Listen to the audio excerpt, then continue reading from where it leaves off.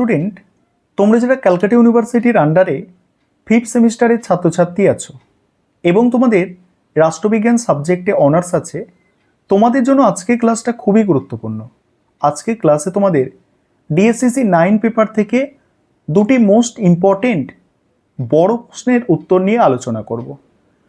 প্রথম প্রশ্ন যেটা আজকে ক্লাসে আলোচনা করব, প্রশ্নটা হচ্ছে সমাজতন্ত্র সম্পর্কে সুভাষচন্দ্র বসুর ধারণা। একদমই মোস্ট ইম্পর্টেন্ট প্রশ্ন, সমাজতন্ত্র সম্পর্কে সুভাষচন্দ্র বসুর ধারণা। এবং আজকের ক্লাসের দ্বিতীয় প্রশ্নটাও সুভাষচন্দ্র বসুকে নিয়ে থাকছে, সুভাষচন্দ্র বসুর ফ্যাসিবাদ সংক্রান্ত ধারণা আলোচনা করো। আশা রাখি এই যে দুটো প্রশ্ন আজকের ক্লাসে আমি আলোচনা করব, প্রশ্ন নয় প্রশ্নের উত্তর, এই দুটো প্রশ্নের মধ্যে একটি প্রশ্ন তোমাদের পরীক্ষায় অতি অবশ্যই তোমরা কমন পাবে। এই দুটি প্রশ্নের উত্তর তোমরা দেখে নাও, আমি স্ক্রিন রেকর্ডের মাধ্যমে আলোচনা করছি।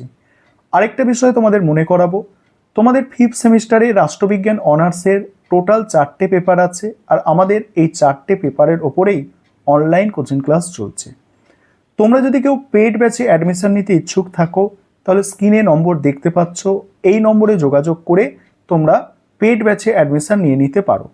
তোমাদের কিন্তু জানুয়ারি মাসের শেষের দিকে পরীক্ষা শুরু হওয়ার সম্ভাবনা সব থেকে বেশি, সময় কম, তাই খুব তাড়াতাড়ি নিজেদের সিলেবাস কিন্তু কমপ্লিট করো, কারণ তোমাদের 4টে পেপার আছে এবং এছাড়াও মাইনরের দুটো পেপার পড়তে হচ্ছে।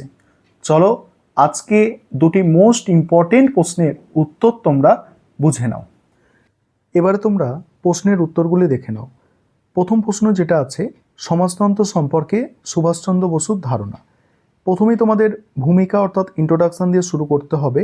সুভাষচন্দ্র বসু ছিলেন ভারতের স্বাধীনতা আন্দোলনের এক দূরদর্শী বিপ্লবী নেতা, যিনি কেবল রাজনৈতিক স্বাধীনতা নয়, সমাজ অর্থনীতির মুক্তিকেও জাতীয় সংগ্রামের অপরিহার্য অংশ হিসাবে দেখেছিলেন। তার সমাজতান্ত্রিক দর্শন মানব কল্যাণ, সমতা, ন্যায় ও রাষ্ট্রনির্ভর পরিকল্পিত উন্নয়নের ওপর ভিত্তি করে গড়ে উঠেছিল, যা ভারতের ভবিষ্যৎ রাষ্ট্র ব্যবস্থার রূপরেখা নির্ধারণে গভীর প্রভাব ফেলেছিল। সমাজতন্ত্র সম্পর্কে সুভাষচন্দ্র বসুর ধারণা। সুভাষচন্দ্র বসুর সমাজতন্ত্রের ধারণা মূলত মানবিক মূল্যবোধের ওপর প্রতিষ্ঠিত। তিনি সমাজতন্ত্রকে কেবল অর্থনৈতিক তত্ত্ব হিসাবে নয়, এক নৈতিক আদর্শ ও সামাজিক দায়িত্ব হিসাবে দেখেছিলেন।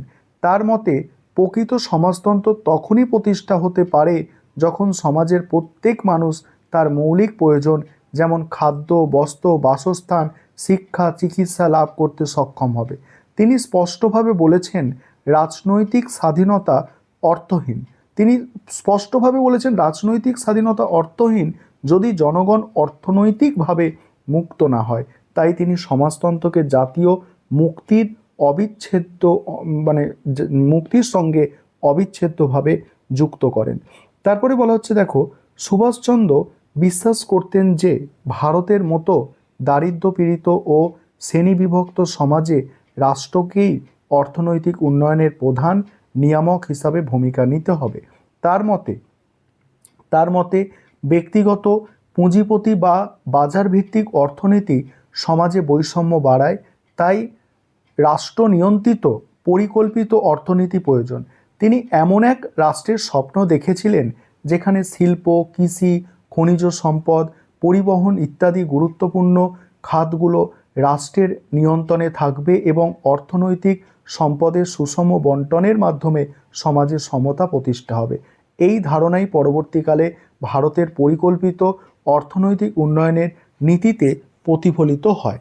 তারপরে বলা হচ্ছে, দেখো, তবে সুভাষচন্দ্রের সমাজতন্ত্র ছিল ইউরোপের মার্ক্সবাদী সমাজতন্ত্রের অনুকরণ নয়।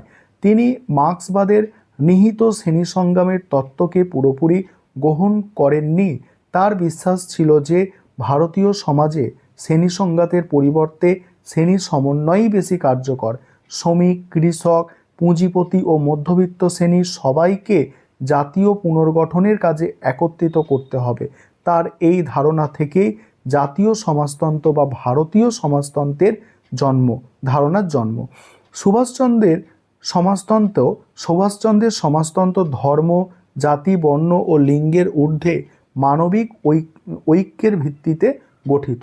তিনি মনে করতেন সমাজতন্ত্র কেবল অর্থনৈতিক নয়, এটি এক নৈতিক দর্শন যার লক্ষ্য হলো সমাজের ন্যায়, সমতা ও মর্যাদার প্রতিষ্ঠা।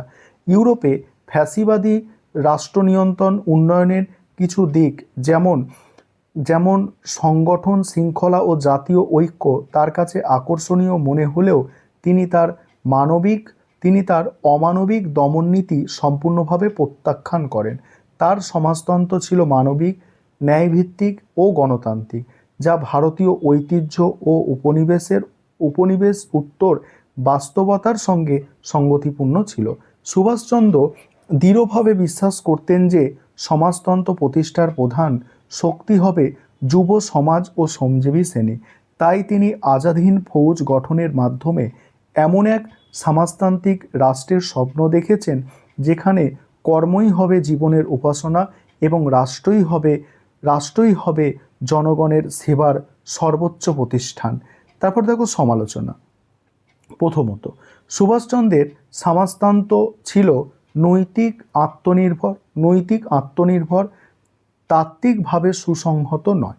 দ্বিতীয়ত হচ্ছে, তিনি মার্ক্সবাদী শ্রেণী সংগ্রামের বাস্তব বিশ্লেষণকে এড়িয়ে গিয়েছিলেন, ফলে তার সমাজতন্ত্রের অর্থনৈতিক ভিত্তি দুর্বল ছিল।